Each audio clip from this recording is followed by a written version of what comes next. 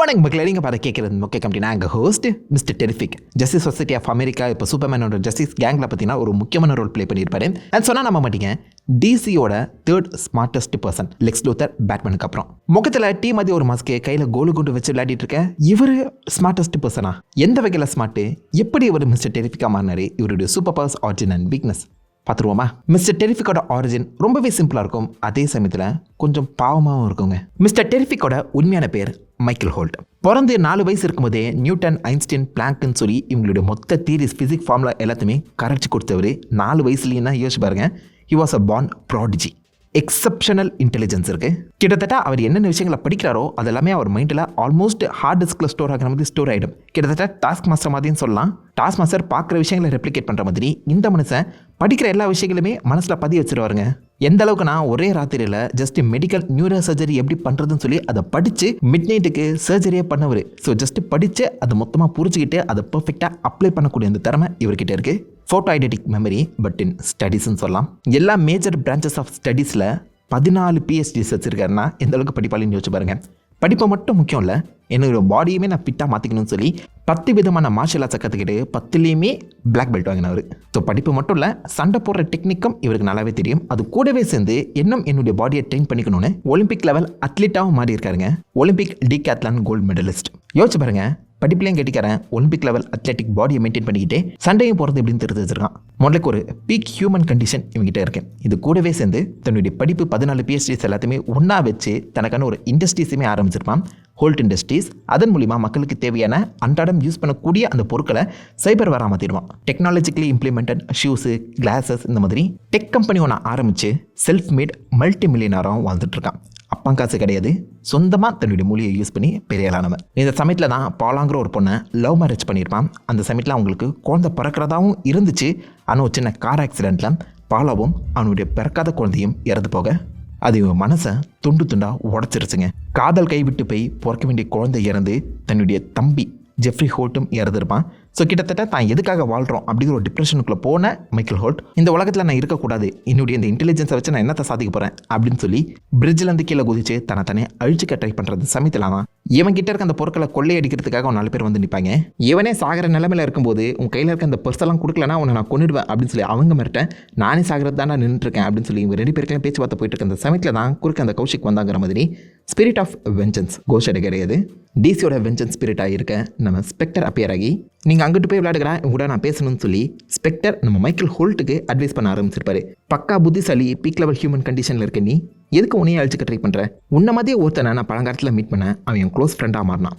Terry Ceylon உன்னை போல தான் நல்லா சண்டை போடுவான், நல்ல படிப்பாளி, நல்ல புத்திசாலித்தனை, ஆல்மோஸ்ட் காசெல்லாம் எடுத்து வாழ்க்கையில் செட்டில் ஆகக்கூடிய அந்த சுச்சுவேஷனில் வாழ்க்கையை போர் அடிக்குதுன்னு சொல்லி தன்னை அழிச்சுக்க வந்தான். அப்போ அவனையே சேலஞ்ச் பண்ணுற மாதிரி அவனை சுற்றி இருக்க அந்த நெய்பர்ஹுட் கெட்ட பாதையை நோக்கி போக நான் ஏன் இறங்கி இவங்க எல்லாருமே காப்பாற்றக்கூடாதுங்கிற ஒரு முடிவோட டெரி ஸ்லோன் அவன் பேரை மாற்றி மிஸ்டர் டெரிஃபிக்காக மாறுறது மட்டும் இல்லாமல் தன் நெய்பர்ஹுட் மக்களுக்கு நன்மையை கொண்டு வந்தான், ஜஸ்டிஸை கொண்டு வந்தான். ஜஸ்டிஸ் லீக் எல்லாருமே பெரிய பெரிய வில்லன்கள் கூட சண்டை போடும்போது ஒரு நெய்பர்ஹுட் ஹீரோவாக கிரவுண்டட் லெவலில் இருக்க மக்களை திருத்தினா தன்னுடைய ஜஸ்டிஸை இம்ப்ளிமெண்ட் பண்ணான். அவன் முதுகில் எப்போதுமே ஃபேர் பிளேன்னு எழுதப்பட்டிருக்கும். அவனுடைய இந்த திறமையை பார்த்து ஜஸ்டிஸ் லீக்கே அவனை ஒரு மெம்பராக மாற்ற ஆரம்பித்தாங்க. ஆனால் நடுவில் ஸ்பிரிட் கிங்கோட அந்த துரோகத்தால் இறந்து போனான். அவன் இறந்து போன அடுத்த நாளில் இருந்து திரும்பவும் இந்த நெய்பர்ஹுட் பழைய நிலைமைக்கு மாற ஆரம்பிச்சது. அவர் மிகப்பெரிய வெற்றிடத்தை விட்டுட்டு போயிட்டான். அதே நீ நிரப்பக்கூடாதுன்னு சொல்லி ஸ்பெக்டர் தான் மைக்கேல் ஹோல்ட்டுக்கு ஒரு சின்ன சஜஷன் கொடுக்குறாரு. ஸோ மைக்கேல் ஹோல்ட்டுக்கு முன்னாடியே மிஸ்டர் டெரி ஸ்லோனுங்கிற ஒருத்தர் சுற்றி தான் இருந்திருக்காரு. அவருடைய கதையை கேட்டோன்னே அதை பார்த்து இன்ஸ்பயர் ஆகி நானும் அவரை மாதிரி மாற போகிறேன், என்னை சுற்றி இருக்க இந்த நெய்பர்ஹுட் மக்களை நான் திருத்த போகிறேன் அப்படின்னு தான் திறமைகளை மக்களை திருத்தத்துக்காகவும் நெய்பர்ஹுட் இன்னும் பெட்டராக மாற்றுறதுக்காகவும் யூஸ் பண்ண ஆரம்பிக்கிறாரு. டெரி ஸ்லோனோட அந்த ஒரு சின்ன ஐடியாவை எடுத்து தன்னுடைய பெரிய மிஸ்டர் டெரிஃபிக்காக மாற்றுறது மட்டும் இல்லாமல் அவருடைய ஜாக்கெட்லேயுமே நீங்கள் பார்த்தீங்கன்னா ஃபேர் பிளேன்னு எழுதப்பட்டிருக்கோம். ஏன்னா justice is the only thing he seeks. அப்பத்துலேருந்து இப்போ வரைக்கும் மைக்கேல் ஹோல்ட் தான் மிஸ்டர் டெரிஃபிக்காக இருக்காரு. இதுக்கு நடுவில் எந்த மெட்டல் ஸ்டோரி லைன் போயிட்டுருக்கோம். நம்ம பேட் மெட்டல் இருக்கார்ல, அவர் டார்க் மல்டிவர்ஸ்க்கு பார்த்தீங்கன்னா ஒரு சின்ன போர்ட்டல் ஓப்பன் பண்ணிட்டு விட்டு போயிடுவார். அதுக்குள்ளே நம்ம டெரிஃபிக், பிளாஸ்டிக் மேன், மெட்டமாஃபோன்னு சொல்லி இவங்க எல்லாருமே போய் மாட்டிப்பாங்க. அந்த டார்க் எனர்ஜி இவங்க உடம்பை சப்பட்டாமிக் லெவலில் பாண்ட் பண்ணி விட்டுரும். அந்த இடத்துல இவங்க எல்லாருமே ஒன்றா தான் இருந்தாங்கன்னு சொல்லி அப்படி ஒரு சூப்பர் ஹீரோ டீமாக ஃபார்ம் பண்ணியிருப்பாரு டெரிஃபிக்ஸ்னு. இந்த டெரிஃபிக் டீம் வந்து பார்த்தீங்கன்னா கொஞ்சம் ஒரு வித்தியாசமானவங்க, ஒன்றா தான் இருக்கணும், பிரிஞ்சு போனால் வெடிச்சு சதறிடுவாங்க. ஸோ டார்க் எனர்ஜியால் பாண்ட் பண்ணப்பட்ட ஒரு டீம்ங்கிற மாதிரி காமிச்சிருப்பாங்க. அதுக்கப்புறம் இதுக்கான ஒரு சொல்யூஷனையுமே மிஸ்டர் டெரிஃபிக் கண்டுபிடிச்சிருப்பாரு. Again is the third smartest பர்சனில் தனக்கான ஒரு டீமையுமே ஃபார்ம் பண்ணியிருப்பாரு. நடுவில் ஜஸ்டிஸ் சொசைட்டி ஆஃப் அமெரிக்காலுமே இருந்திருக்காரு, ஜஸ்டிஸ் லீக்லையுமே ஒன் ஆஃப் த மெம்பராக இருந்திருக்காரு. அண்ட் இவருக்கு சின்னதாக டார்க் சைடோட ஒரு கனெக்ஷனுமே இருக்க தான் செய்யுது. இவருடைய குழந்தை பிறக்கும்போதே செத்துருப்பான்னு சொன்னல, பட் ஒரிஜினலாக அந்த குழந்தை சாகிறதுக்கு முன்னாடி கிரானிக் குட்னஸ், டார்க் சைட் கீழே இருக்கக்கூடிய அந்த கிரானிக் குட்னஸ் ஆட்டி போட்டு கொண்டு போனதாகவும் ஒரு கதை இருக்குது. அந்த வகையில் மிஸ்டர் டெரிஃபிக் சின்னதாக டார்க் சைட் கூட லிங்க் ஆகியிருப்பாரு. அந்த லிங்கை டிசிக்குள்ளே கொண்டு வராங்களான்னு பொறுத்து வந்து பார்ப்போம். செம்ம இன்ட்ரெஸ்டிங்கான ஒரு கேரக்டர், பட் ட்ராஜிக்கான ஆரிஜின் வச்சிருப்பாருங்க. இவருடைய சூப்பர் பவர்ஸ்ன்னு பார்க்கும்போது நான் சொன்ன ஆரிஜின்லேயே உங்களுக்கு புரிஞ்சிருக்கும், he is not super human. அவர் ஸ்பிரிட் ஆஃப் வெஞ்சன்ஸ் ஸ்பெக்டர் கூடயே டேரெக்டாக பேசி இருந்தாலும் எந்த ஒரு பவருமே இல்லாத ஒரு சாதாரண ஹியூமன் தான் மிஸ்டர் டெரிஃபிக். பட் சைல்ட் ப்ராடிஜியாக இருந்தவர். டிசிக்குள்ள ஸ்மார்ட்டஸ்ட் சூப்பர் ஹீரோ. பேட்மேனை பொறுத்த வரைக்கும் அவர் தேர்ட் ஸ்மார்ட்டஸ்ட்லாம் கிடையாதான், இவர் தான் தி ஸ்மார்ட்டஸ்ட், அதாவது த ஃபர்ஸ்ட் ஸ்மார்ட்டஸ்ட் சூப்பர் ஹீரோன்னு சொல்லப்படுறவர் அப்படின்னு பேட்மேனை சில இடத்துல அக்னாலேஜ் பண்ணியிருக்காரு. ஏன்னா இவரை மாதிரி ஒரு விஷயத்தை புரிஞ்சுக்கிட்டு அதை டக்குன்னு இம்ப்ளிமெண்ட் பண்ணக்கூடிய தன்மை யார்கிட்டையுமே இல்லை. சூப்பர்மேன், பேட்மேன் யாராக இருந்தாலும், எந்த அளவுக்கு புத்திசாலிகளாக இருந்தாலும் இவரளவுக்கு டக்குன்னு புரிஞ்சா அதை ஈஸியாக இம்ப்ளிமெண்ட் பண்ணவே முடியாது. முன்னாடி சொன்னல, நியூரோ சர்ஜரி பற்றி ஒரே ராத்திரியில் படித்து அதில் மாஸ்டரானவர். எந்த ஒரு விஷயமா இருந்தாலும் இவரால் ஈஸியாக புரிஞ்சுக்க முடியும், அதை தெளிவாக புரிஞ்சுக்கிட்டு பக்காவாக அப்ளையும் பண்ண முடியும். பாலிமேத்துன்னு சொல்லுவாங்க. அண்ட் ஆல்சோ ஹீஸ் அ பாலிக்ளாட், அதாவது எல்லா விதமான லாங்குவேஜையும் இவரால் புரிஞ்சுக்க முடியும், அதை பேசவும் முடியும். யாருக்கும் தெரியாத சீக்ரெட்டாக இருக்கக்கூடிய பிளாக் ஆடம் கேண்டாக்கின மக்களோட அந்த லாங்குவேஜையுமே இவரால் பேச முடியுமாங்க. இவருக்கு தெரியாத லாங்குவேஜே கிடையாதுன்னு சொல்லுவாங்க. ஸோ பாலிமேத், பாலிக்ளாட்னு சொல்லி எல்லா வகையிலுமே ஆல்ரவுண்டாக இருக்க மனுஷன் தான் அவர். பீக் ஹியூமன் கண்டிஷனில் இருக்காரு. தான் பாடியை அத்லெட்டிக் பர்ஃபெக்ஷனில் ட்ரெயின் பண்ணி வச்சிருப்பாராம். பேட்மேன் போலவே பாடி டெம்பரேச்சரை மாற்றி அமைக்கக்கூடிய தன்மையும் இவர்கிட்ட இருக்கிறதா சொல்லப்படுது. 10 வித்தியாசமான ஃபைட்டிங் ஸ்டைலை கற்று வச்சிருக்காரு. ஸோ சண்டையும் பக்காவாக போடக்கூடியவர். இது எல்லாத்தையுமே தாண்டி அவருடைய மூளை தான் இவருடைய மிக முக்கியமான அசட்டே. அந்த மூளையை வச்சு பல வித்தியாசமான டெக்கை உருவாக்கியிருக்காரு. Self made multi millionaire. அந்த காசெல்லாம் கொண்டு போய் எங்கே கொட்டுறது?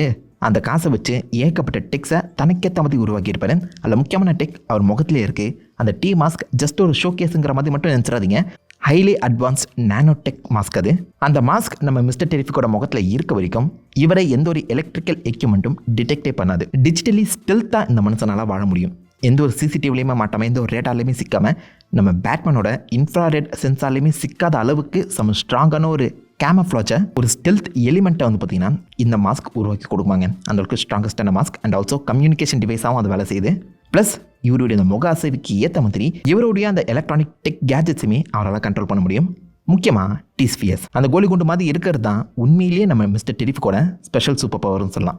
அது ஃப்ளைங் ரோபோட்ஸ் தாங்க, டெக்னாலஜி தான். ஆனால் அதுதான் மிஸ்டர் டெரிஃபிக்காக மாற்றுது. இந்த ரோபோட்ஸால் செய்ய முடியாத விஷயமே கிடையாது. ஹோலோகிராம்ஸை உருவாக்க முடியும், புல்லட்ஸை ஃபயர் பண்ண முடியும். இதுவே புல்லட்டாகவும் ஆக்ட் ஆகும். நம்ம டெரிஃபிக் எஸ்கேப் ஆகிறதுக்கு ஜெட் பூஸ்டர்ஸாகவும் இது வேலை செய்யும். டெரிஃபிக்கோட முக அசைவுக்கு ஏற்ற மாதிரி, அவருடைய எக்ஸ்பிரஷன்ஸுக்கு ஏற்ற மாதிரி அவர் என்ன யோசிக்கிறாரோ அது எல்லாத்தையுமே இந்த ரோபோட் செய்யும். பார்க்க கோலி குண்டு மாதிரி இருக்குன்னு சொல்லி குறைச்சடை போட்டுறாதீங்க. ஹைலி அட்வான்ஸ்ட் ஏஐ டெக்னாலஜி வச்சிருக்கக்கூடிய பயங்கரமான ரோபோட்ஸ் அது. எப்போதுமே டெரிஃபிக் தன் கையில் ஒரு 5-6 கோலி குண்டுக்களை வச்சிருப்பாராம். பட் ஆயிரக்கணக்கான கோலி குண்டுக்களை அவர் உருவாக்கி வச்சிருக்காரு. ஸோ இது எல்லாமே ஒன்றா செஞ்சுச்சுன்னா என்ன நடக்கும்னு மட்டும் யோசிச்சு பாருங்க. அட்டாக்கும் பண்ணும், டிஃபென்ஸும் பண்ணும். முக்கியமாக டெரிஃபிக் உருவாக்குனதுலேயே ஒன் ஆஃப் த பெஸ்ட் வெப்பன்னா டிஸ்பிஎஸ் தான். அண்ட் ஆல்சோ மல்டி மில்லியனர் இருக்க அந்த சமயத்தில் இவர்கிட்ட ஏகப்பட்ட எக்யூப்மெண்ட்ஸும் அமைஞ்சிருக்கு. கிட்டத்தட்ட பேட்மேன் போலவே தான். யாருமே கொல்ல மாட்டார், ஜஸ்டிஸ் தான் முக்கியம்னு நினைக்கிறவர். ஃபேர் பிளேன்னு அவருடைய ஜாக்கெட்டில் எழுதியிருக்கு. ஸோ அந்த வகையில் ஜஸ்டிஸை எல்லாருக்குமே சர்வ் பண்ணணும்னு நினைக்கக்கூடிய ஒரு இன்ட்ரெஸ்டிங்கான கேரக்டர். இவருடைய வீக்னஸ்ன்னு பார்க்கும்போது சாதா ஹியூமன் தாங்க. ஜஸ்ட் ஒரு புல்லட் போதும் போட்டு போயிட்டே இருக்கலாம். மேஜிக், ஆப்வியஸாக மேஜிக் எல்லா ஹியூமன்ஸுக்குமே ஒரு மிகப்பெரிய வீக்னஸ் தானே. அதை கான்ட்ராக்ட் பண்ணுற மாதிரி இவருக்குள்ளே எந்த ஒரு ஸ்பெஷல் சூப்பர் பவருமே கிடையாது. He is a powerless human, அவ்வளோதான். பீக் ஹியூமன் கண்டிஷன் இருந்தால் மட்டும் அவர்னு இந்த மேஜிக் எல்லாத்தையுமே ஈஸியாக கடந்து வந்துடுவாரா? மேஜிக் ஒரு முக்கியமான வீக்னஸ். அது மட்டும் இல்லாமல் ஒரு குறிப்பிட்ட டைமில் இவர் டெரிஃபிக்ஸ் டீம் டார்க் டைமென்ஷனுக்கு எக்ஸ்போஸ் ஆன அப்புறம் அந்த டீமை சுற்றி இருக்க அந்த மெம்பர்ஸை தாண்டி 1 கிலோமீட்டர் கூட வெளில போக முடியாது. வெளியில் காலடி எடுத்து வச்சார்னா வெடிச்சு செதறிடுவார்.